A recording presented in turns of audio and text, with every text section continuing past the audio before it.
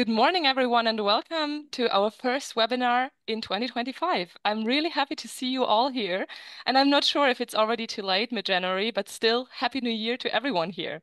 So I'm really happy to have Dirk Müller from Christ, Benoit Lieb from AB Tasty, and Andre Morris from konversionsKRAFT with me today. And we're diving into a very important and exciting topic, which is emotional segmentation and how AI can understand customer needs. So Dirk will give some insights into how Christ is doing it in practice. And we will hear from Benoit, who is the mastermind behind Emotions AI, how exactly the technology is working. And I'm also happy to have Andre today with me, the one and only, who is doing the moderation today and will ask the very critical questions and take all your questions in the chat and that you might have during the webinar. So please feel free to use the chat function. Also watch out for our poll questions that we have during the webinar. And yeah, just have fun and learn a lot of things. So have a great start, and I hand it over to Benoit. Thank you, Julia. Hello everyone. So happy New Year too. Let's talk about emotional segmentation and how AI can understand and help you understand what your customers needs. The fact is, we all want to know what our customer want, what are their needs in order to better satisfy them and engage them more for our products or our brand. So understanding what one customer needs is something that can be done with a long discussion. But when you look at the whole audience of a website, it becomes a bit more tricky. And the fact is, when you look at the information that you have at the level of an audience, for instance, the data that you have in your analytics tool, it becomes often quite surface level. So the gender, the geography of the visitors, but there are some big groups where you can find within people with very different needs. And you still have the question, so for this group of visitors, what really drives them to buy? And that's a very core question. It's kind of a $1 billion question about what makes people click or buy. When we look back, so in history, even before websites, we've seen that there have been a lot of kind of experiments about better perception by customer of a product or a service and higher probability to buy with experiments about senses, about positive perception, about emotions. For instance, we've seen that people perceive a shorter wait time when they hear the music they like, or they are also more likely to buy when they see a positive wording, and they can be more engaged on computer and laptops, in Apple stores, with a very specific angle that will engage more. And the last thing, Nike also have seen that they say more shoes when basically they smell good. That's something very kind of intuitive, but all these examples have in common the fact that the service or the product in itself with technical characteristics is not changed. It's just about the perception. So these are a very efficient strategy that rely on emotion, perception, and physical senses. And so here are real life example, and there is also a lot of scientific work on the topic and analysis work. And we've seen quite of a rare consensus between science, business, and marketing about the fact that emotions are really the biggest part in the decision making and represent more than 80% in the decision making process. So that's very important. So I hope that this example convinced you also about the fact that we are not that based on pure logic, but also rely on our senses and emotions when doing so making decisions. And So Benoit, you know, we agreed that I can jump in with questions. yeah, sure, Andre, always welcome. So when I hear you talking about this, it just comes to my mind. Yeah, these are kind of systematic approaches, but remember when you go into an electronics store and you buy a new flat screen, the salesperson, if they approach you, they will talk to you differently if you come with your family and a leisure outfit, or if you come with your business suit, whatever. They will adapt with their language and everything just based on the very few information they have from the way you appear, you're looking, you're walking, you're talking, your gestures. Mhm. So psychology knows a lot about this kind of micro expressions. And it's what you're saying is kind of the systematic approach, but I would say like the human approach, the salesman's always the intermediate between the customer and the product.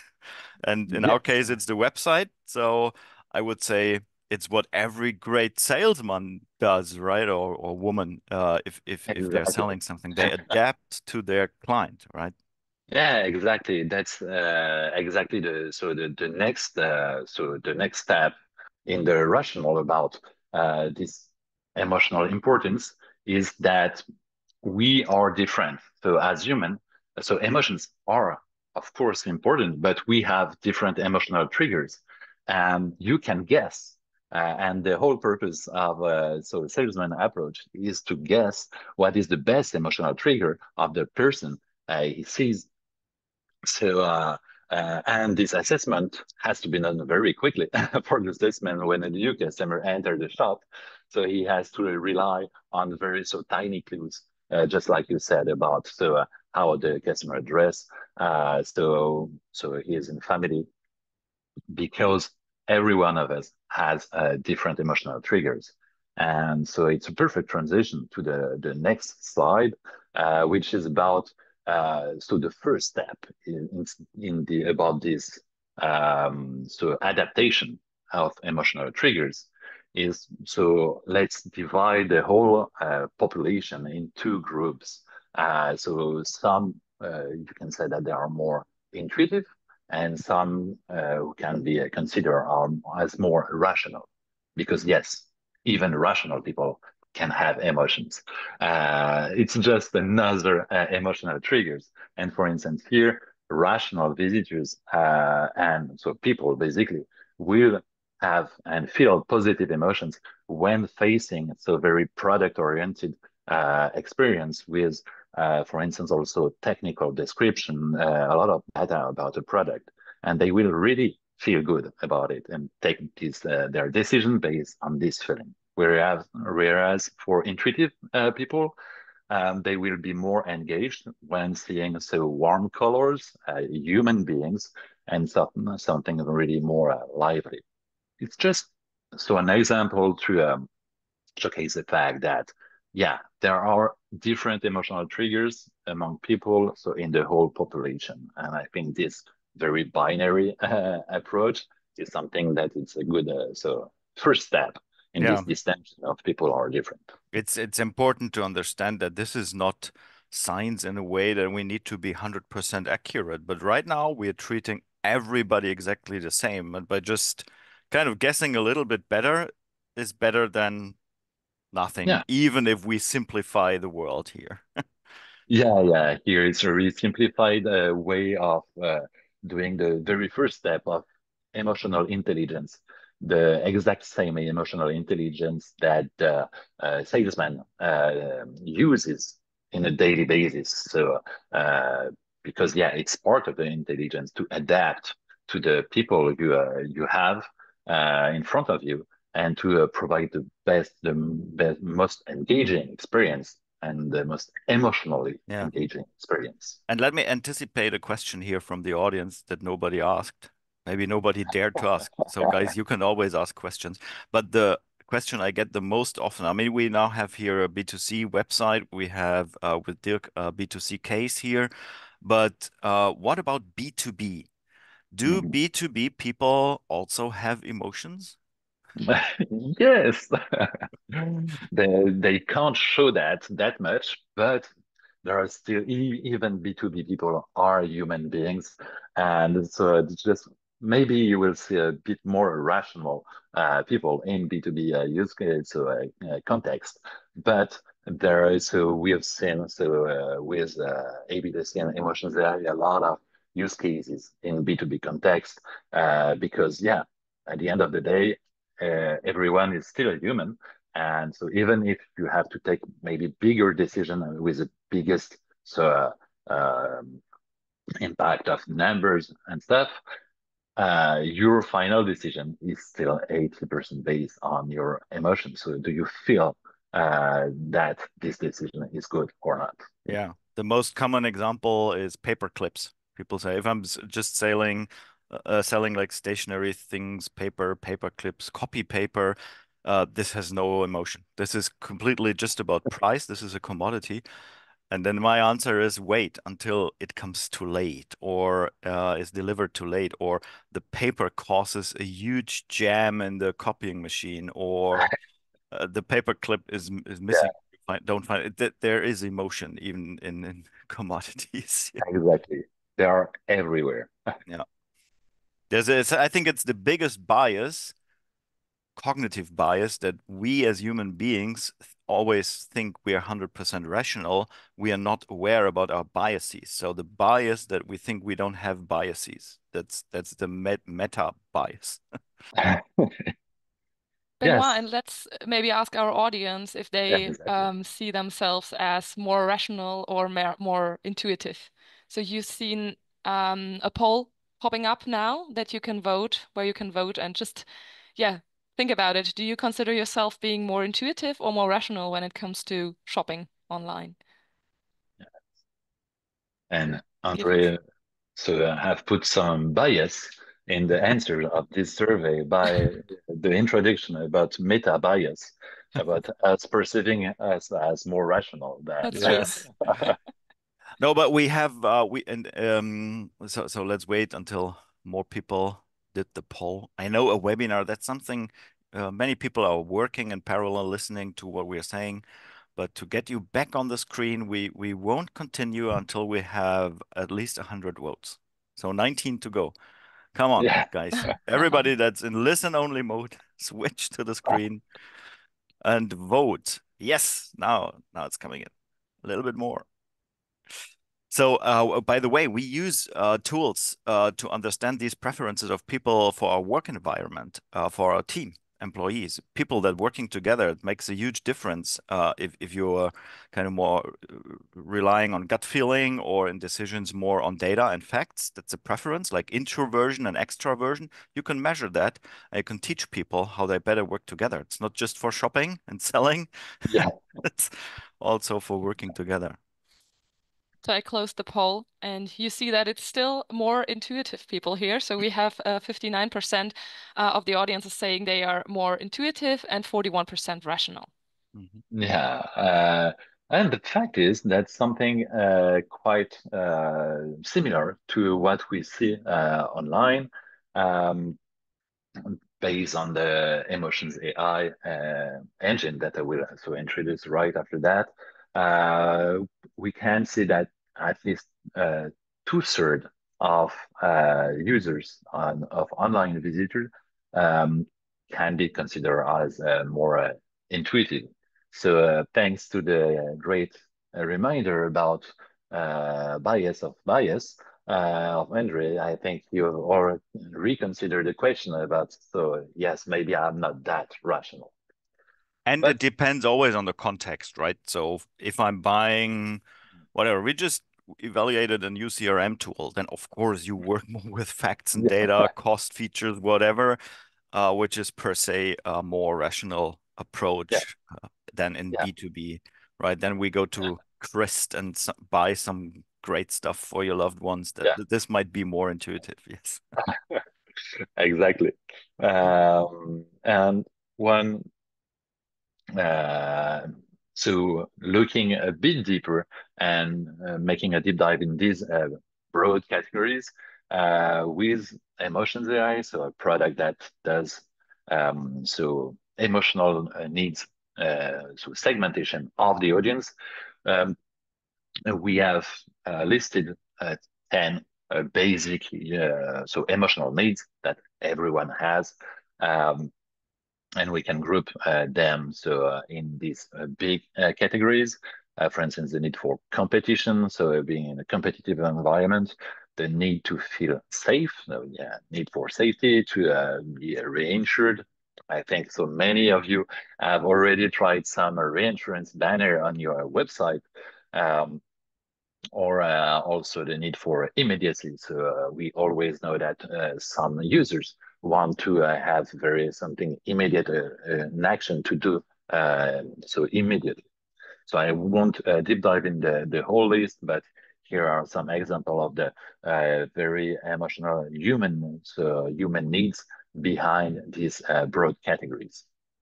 So let's focus on safety and immediacy. So just to tell a bit more about how the products emotions AI work. So these emotional needs can be detected and assessed online in real time.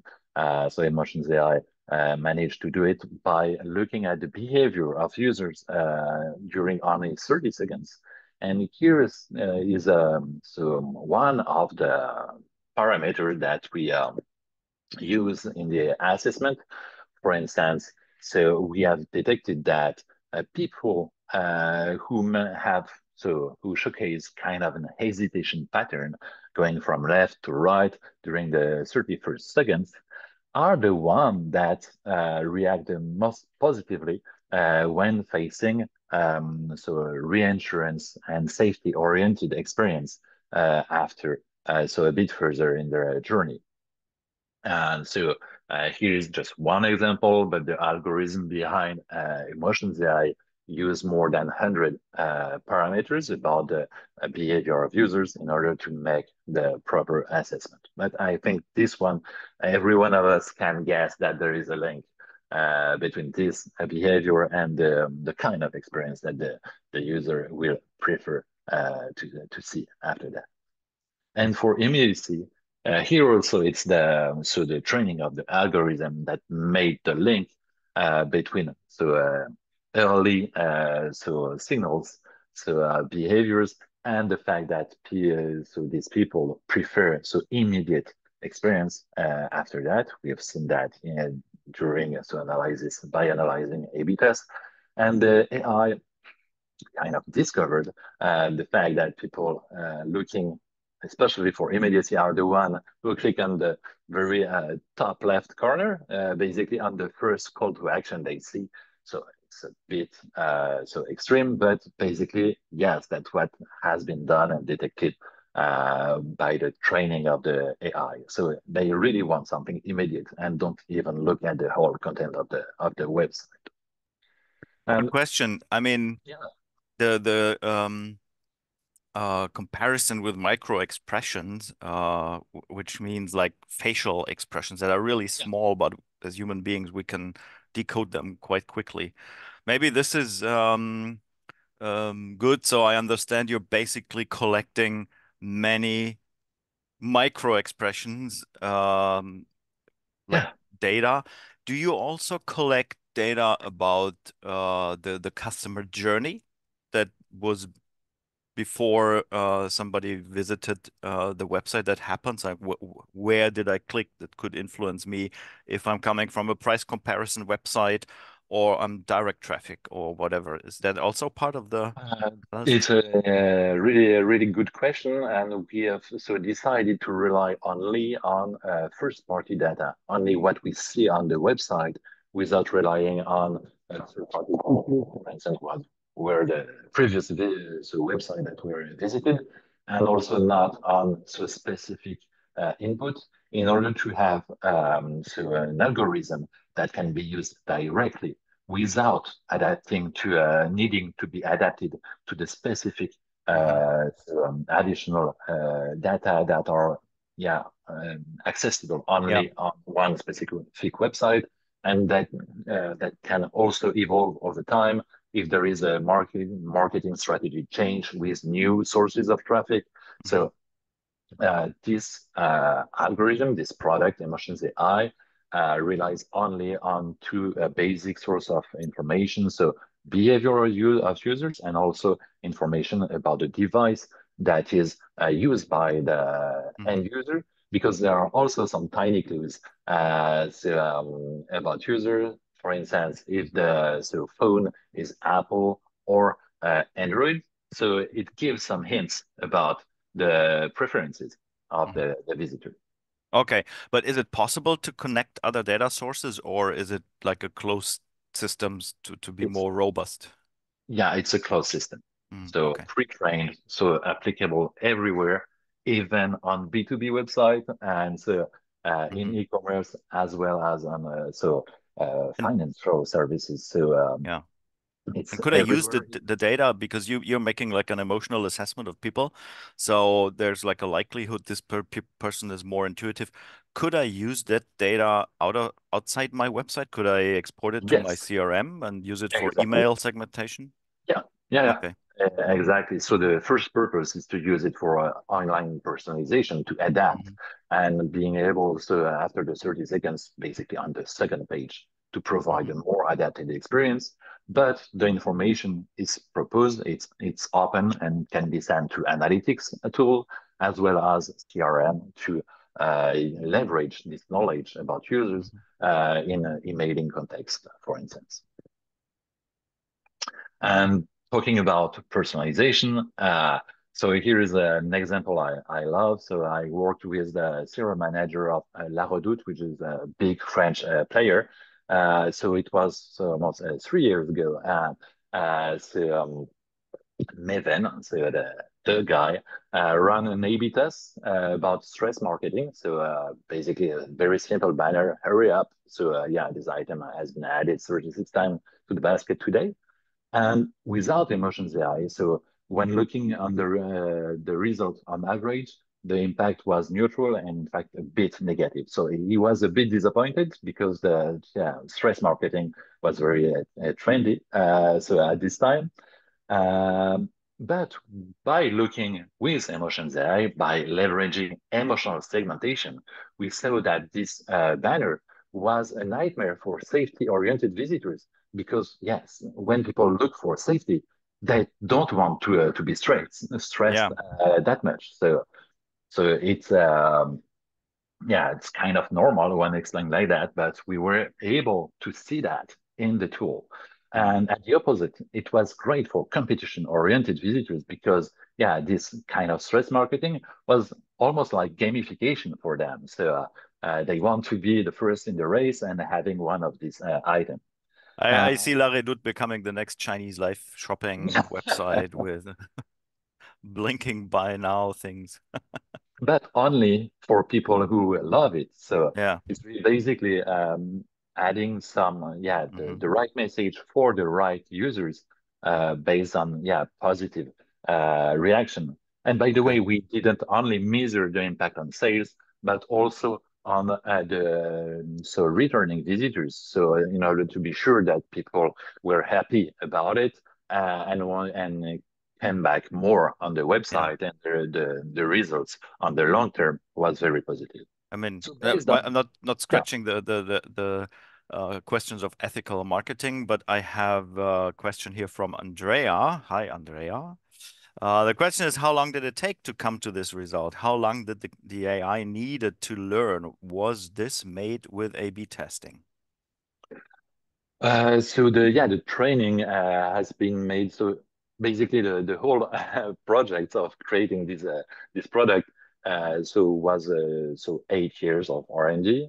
So a lot of data sets. We have But some clients don't surveys have and to stuff. wait 8 years until they get results. Exactly. But after the training of so the model, when customers or a website install, activate Emotions AI, it starts from the very first second. So Hmm. uh, So the it's the basically algorithm I is add a JavaScript code to my website connected with analytics and boom, yeah, start it's in working. ABC. You click on one button, Yeah. and that's it. So it's one I place. call that tools Yeah, with instant uplift guarantee.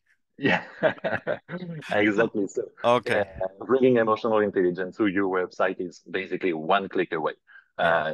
in A/B testing, and after that, you can have this kind of analysis on every A/B test that you run on your website. And Mhm. when seeing that, La Redoute decided to display this banner only for competition-oriented visitors. So setting up a personalization, and that was done in very few Yeah. clicks in AB3 2. And so I can't say the amount of money that they earn every year, but it's so really significant. And so it's And this and personalization is live for more than 3 years now. and So 10% directly goes to your bank account. yeah, of course. So, but maybe another question, we have to endorse the fact that Emotions AI is part of AB Tasty, which is an A/B testing tool for maybe the few people that didn't hear about A/B Tasty before. Um, the maybe a question I could anticipate here regarding A/B testing. What if I already have an A/B testing tool? Does Emotions AI work together with other A/B testing tools as well? Um, Unfortunately, yeah, the answer is the direct answer is no, Hmm. because yeah, it's really something a premium feature of A/B A/B testing. Tasty. It's baked in the So tool.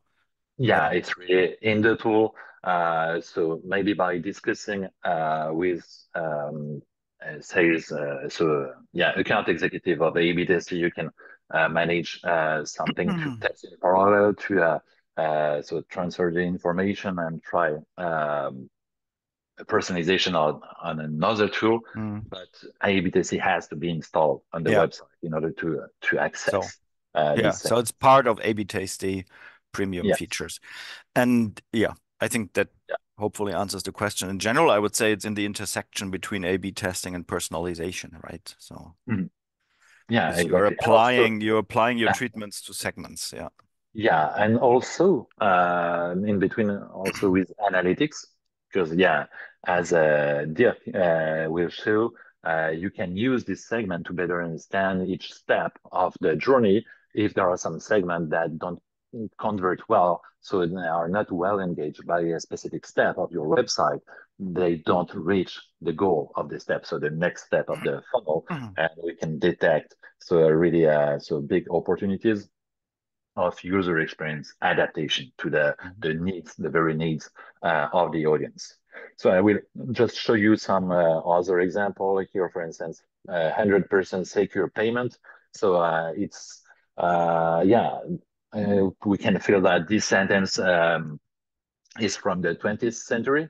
And so it doesn't have that much sense today because I'll be absolutely scared if it was only 99% secure. But there are some people who really love reading this sentence, and for instance, yeah, safety-oriented visitors. So with also big brands, secure, payment-related brands, whereas people looking for immediacy, they really prefer not having this additional information. So having something really more immediate below the button of cart validation. And the last example is about ratings. So people looking for competition are the one who want the best product, the best service in order to feel they are the best and the first in the race. And for them, they really love adding ratings on product to be to know that they buy the best product.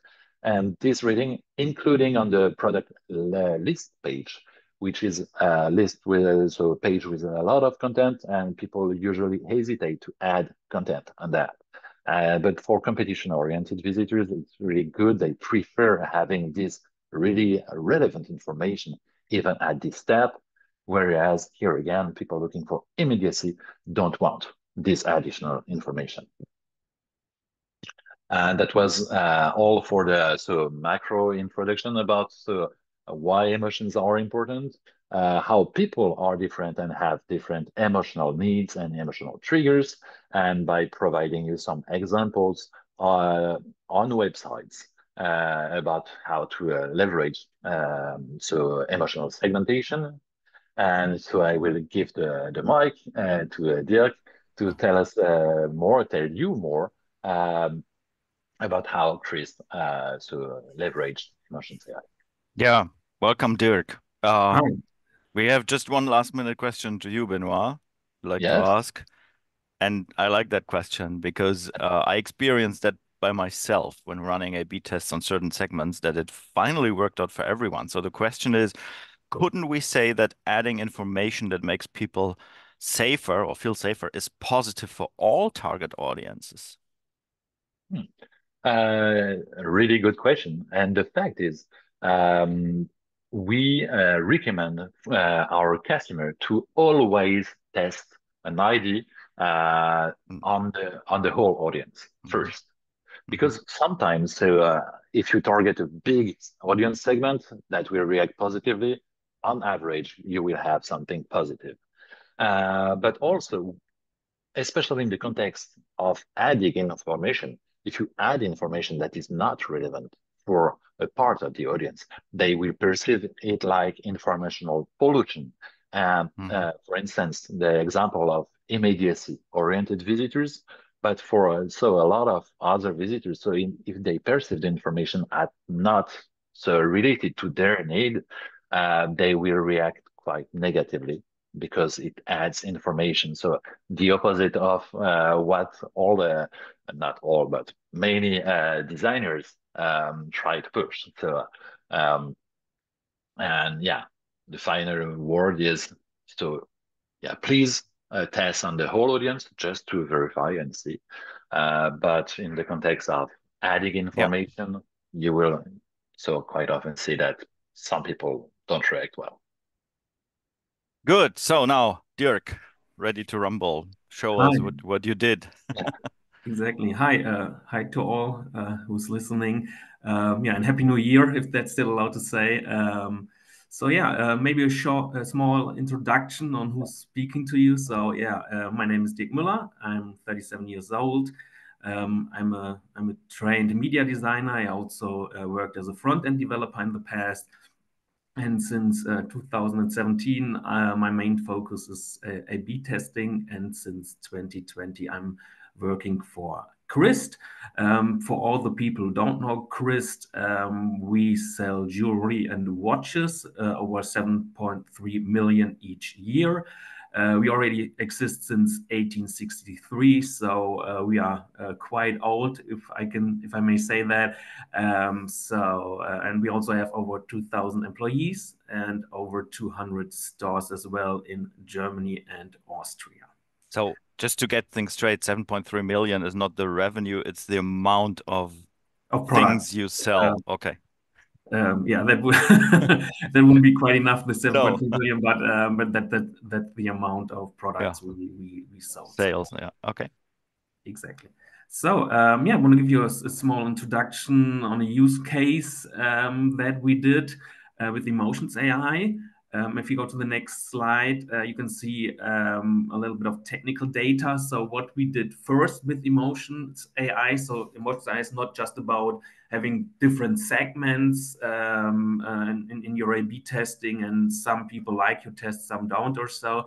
But with emotional AI, you can also see where your biggest pain point are, where the most emotional need is. So basically saying where is the most potential and what kind of group of people.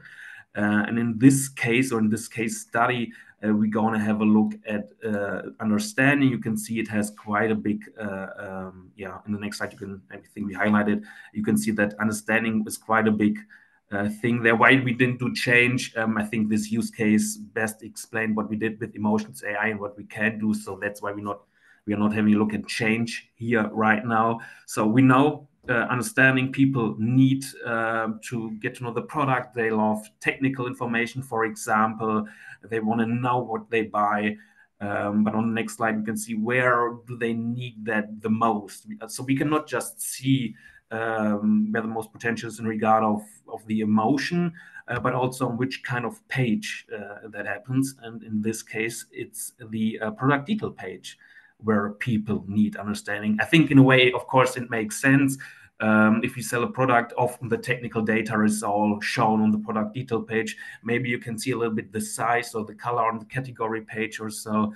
But in this case, the product detail page, I think, makes sense. So what we wanted to do now is reorganize the whole PDP page based on the user segment understanding. And on the next slide, we have a little survey again for you, as far as I know. So we have two variations. To explain it real fast, you can see the USPs highlighted here. On the variation B, you can see this gray block with all the technical information. So from what you know right now, what do you think is going to be more successful? Variation A, where we show the USPs above the technical data, or variation B, where we show the USPs below the technical data?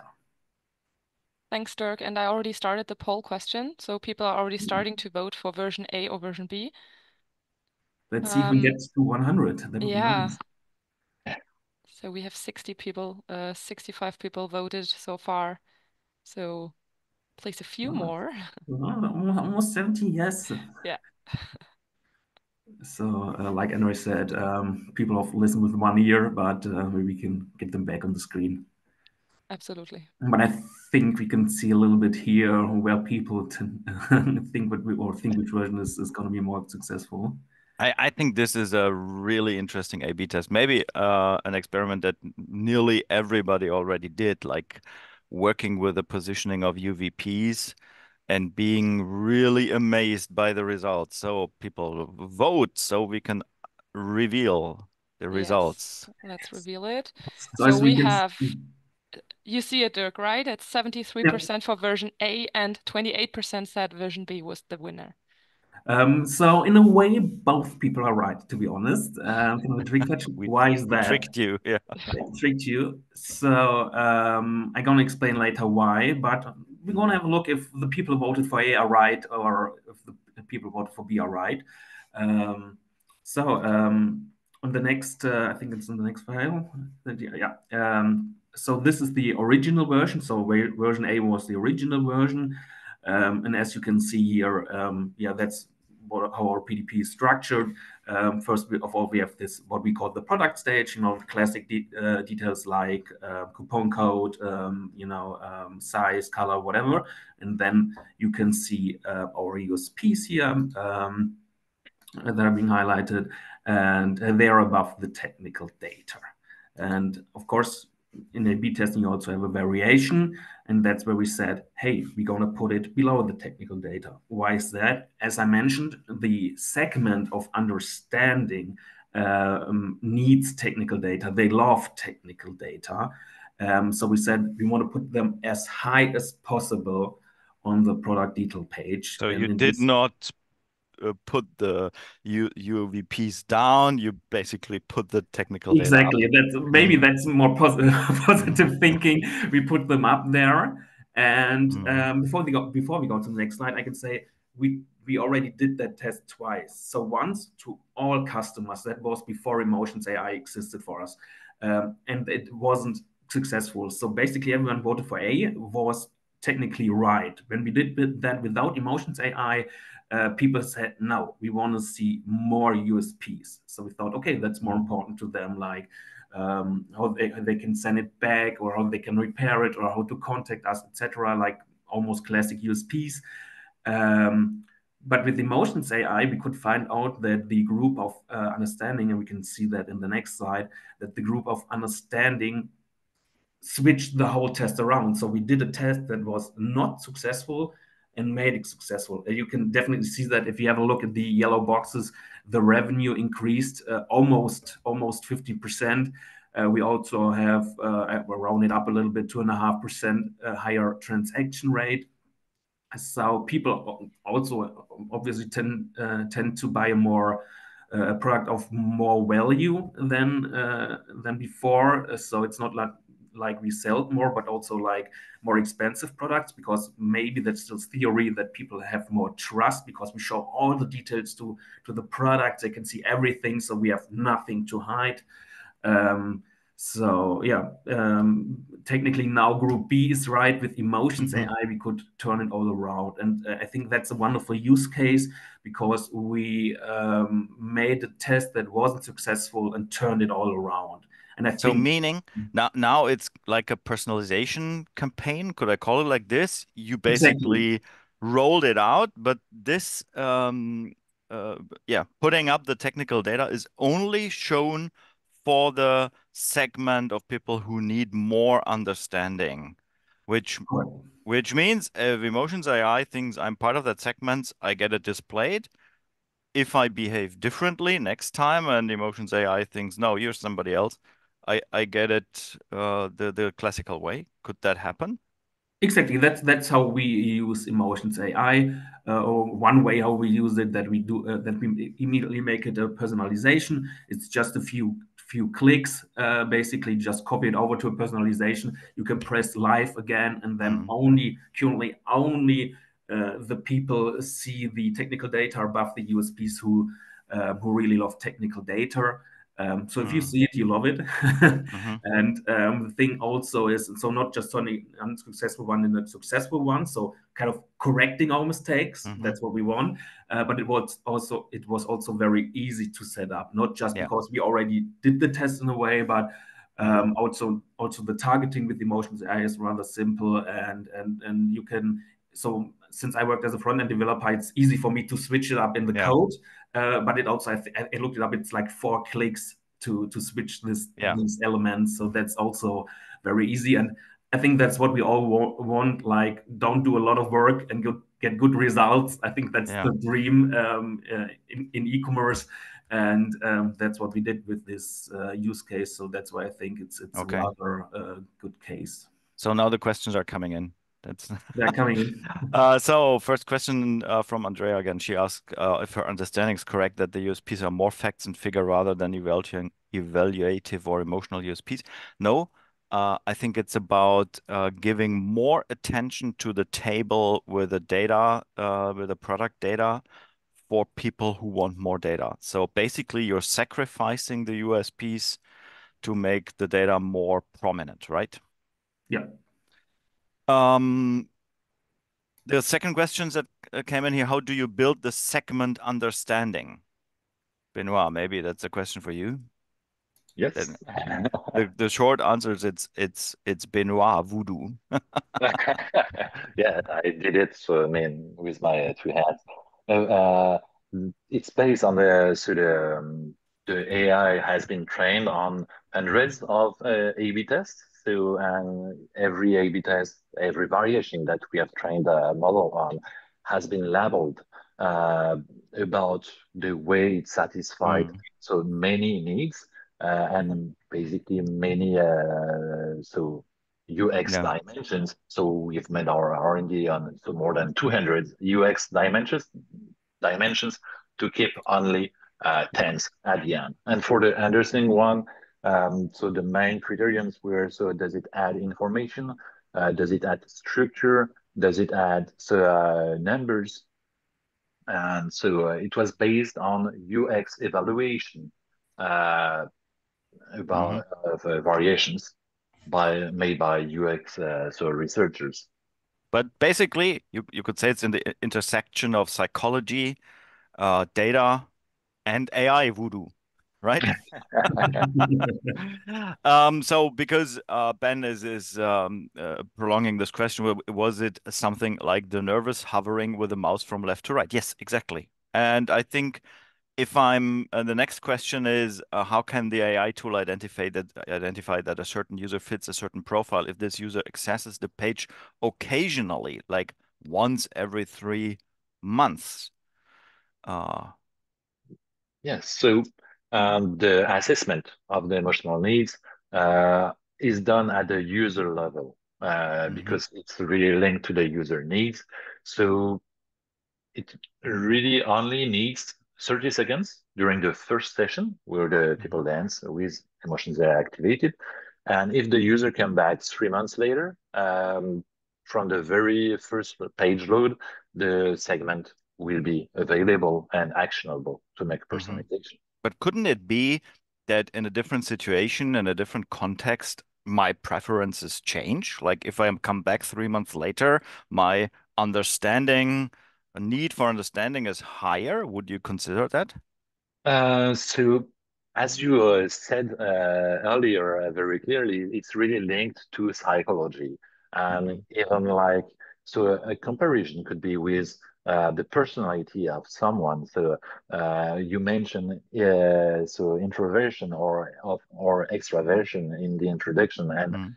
uh, emotional needs are really linked to the users and to the people, in fact, to the Hmm. human and are quite really stable Hmm. over time.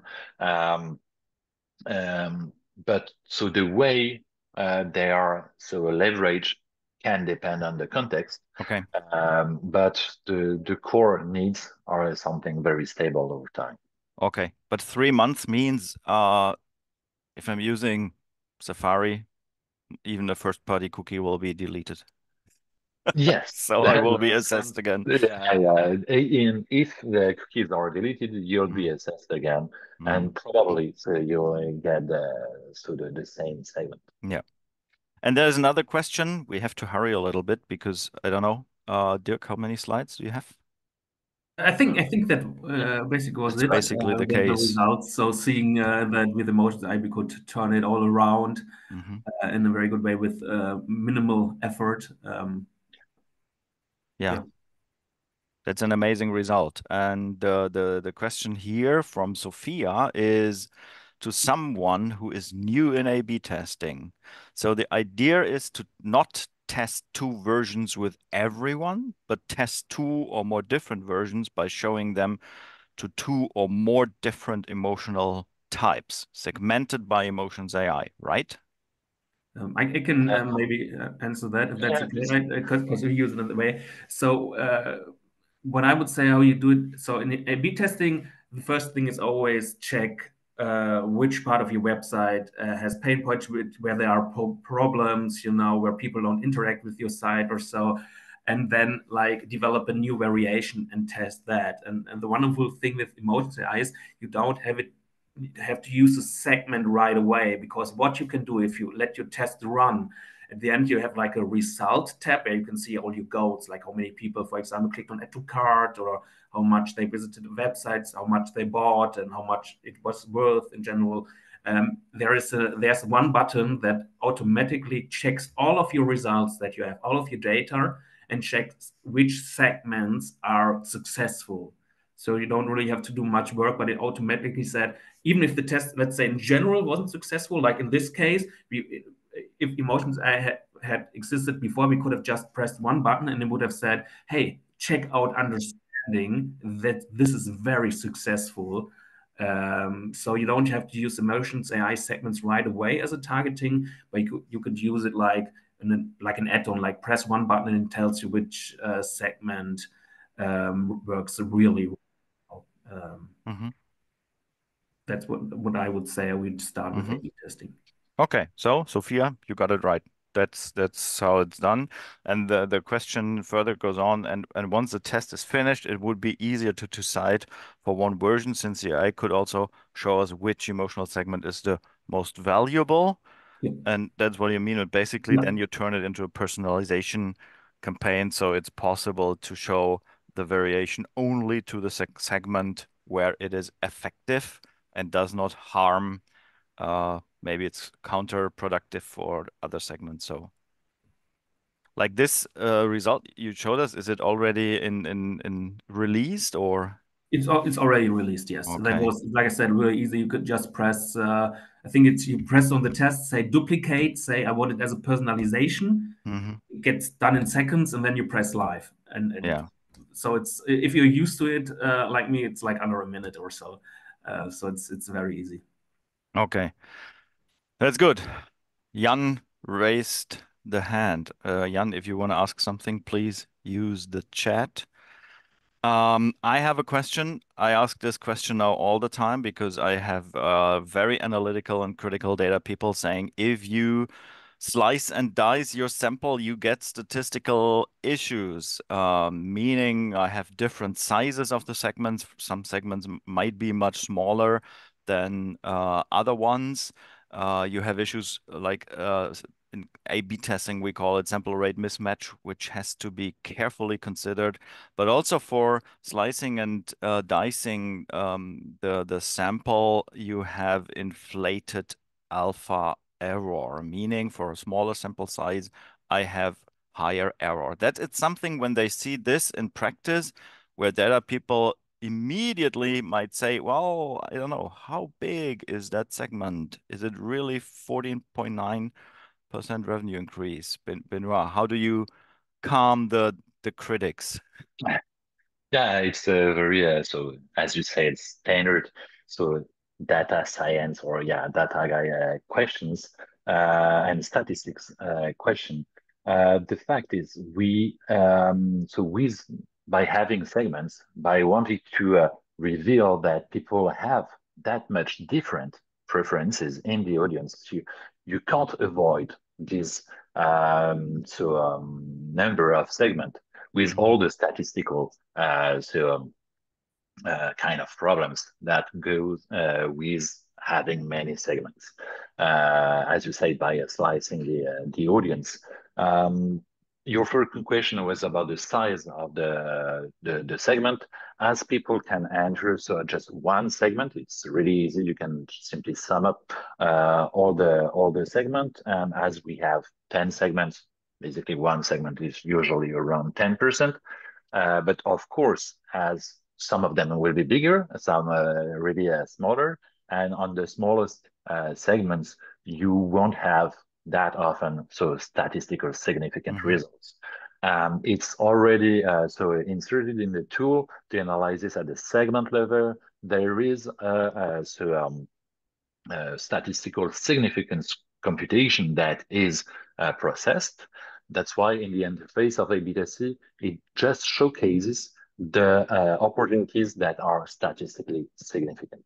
So it's really a threshold Mhm. uh, just to provide, to highlight information about statistical robust results. Mhm. And another maybe more technical and statistics part of your question was about yeah when you have many segments, uh, there is this alpha error, and yeah we can't avoid that. So the risk is having some false positive Mhm. sometimes, and we can't do without. So that's the structural need of such tool. Mhm. And but the risk is quite low because you will set up personalization. We recommend to always put a reference control audience within the personalization so that you can measure the efficiency of the personalization over time. In this way, you may face so in sometimes so the yeah false positive ratio is still quite low, Mhm. but if it happens, you can detect it and just post the personalization. Yeah. So it's not something that complex. The A question might arise then, what is a traffic or amount of orders area that is needed for Emotions AI to work properly? Uh, Great question. So um, there is no straightforward answer because this work properly, it's just a matter of time. So if you have Mhm. a lower traffic, it will just take more time, just like in A/B testing. So Mhm. you may need not only 2 weeks, but more weeks to have enough data. But Mhm. the base case is having more than 500,000 unique visitor per month. So Mhm. that's the perfect case. But we have customer, very happy customer who have around 100,000 visitor per month. So 100, 200.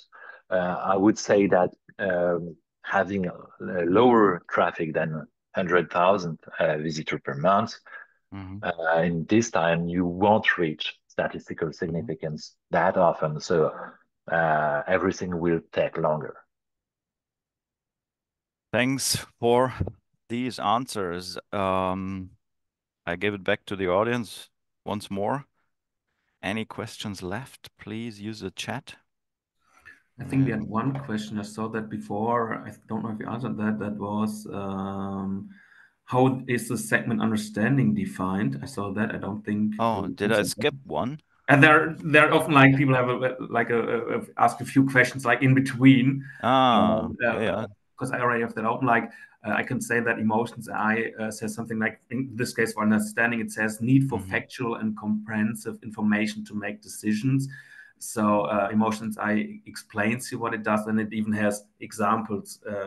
Where people need that segment understanding, and one of them was, for example, like highlight numeric information, percentages, and technical data, and that's how we said, why we said, hey, we can repeat that test. That it's exactly what understanding means in this case.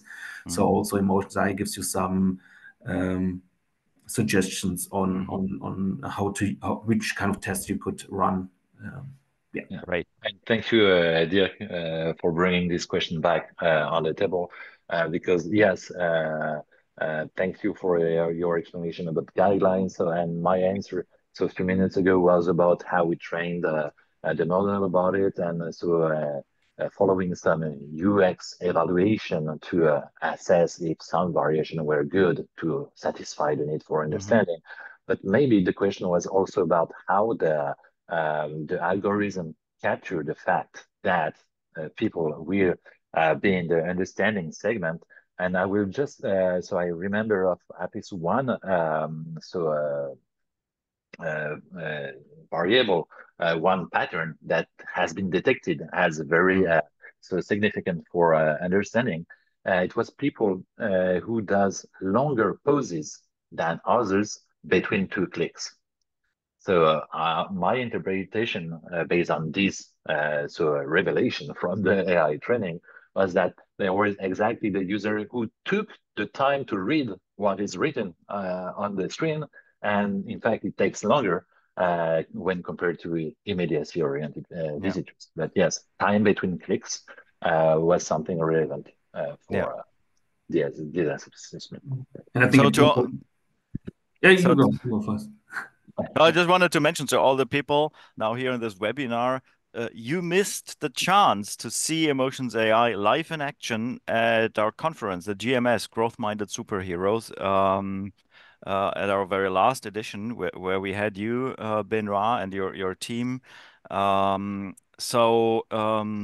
Make sure you won't miss things like this again. Get your ticket for the conference. Let's not forget. I don't know, we have something 80 something 90 tickets left and prices will go up, so you won't get your GMS ticket cheaper than today. And maybe you have fresh budget. You will see great speakers from Netflix, Spotify, Booking, all these companies that achieved so much with data-driven decision making and experimentation. There's so much potential for everyone. Learn from the best, learn from the audience, get your ticket. That's my pitch part. And so far, I would say thank you, Benoit. Thank you for sharing this. I remember we did our very first A/B test with emotional segmentation in 2009 for a fashion retailer. We tested different emotional focused PDP pages with different photos.